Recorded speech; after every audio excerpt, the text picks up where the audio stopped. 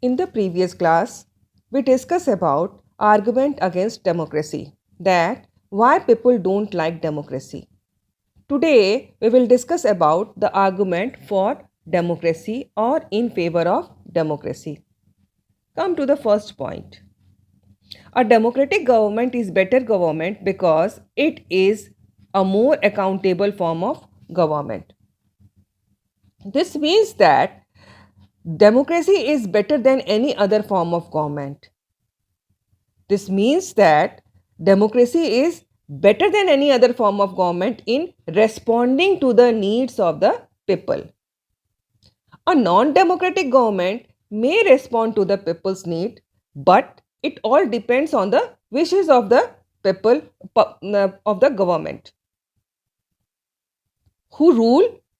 But a democratic government is more accountable to public because it comes to power due to the majority of the public voted for it. The government is apprehensive that the same public may not vote it to power next time if it does not fulfill their expectation. Now, take one example. China famine of 1958-61 was the worst recorded famine in the world history. Economic condition was not much better than China that time, but due to the different policies in the two countries, the existence of democracy in India made the Indian government respond to food scarcity in a way that the Chinese government did not. Understand? Now come to the next point, which is democracy improves the quality of decision making. This means democracy is based on consultation and discussion. When the number of people put their head together, then they are able to point any possible mistake.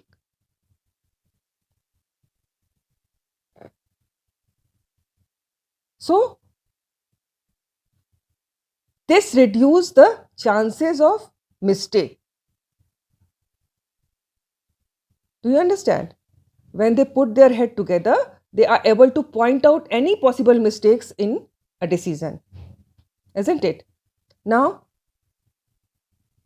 come to the next point, which is democracy provides a method to deal with differences and conflict. In a society, people are bound to have differences of opinions and interest. The interest or preferences of one group can clash with those of other group. So, how do we solve such conflicts, or what provide the only peaceful solution to their problem? Answer is, in democracy, no one is a permanent winner and no one is a permanent loser. Different groups can live with one another peacefully. In a diverse country like India, democracy keeps our country together. Now, come to the next point, which is democracy enhances the dignity of a citizen. So, as we discussed above, democracy is based on the principle of political equality. It means that the poorest and the least educated has the same status as the rich and the educated.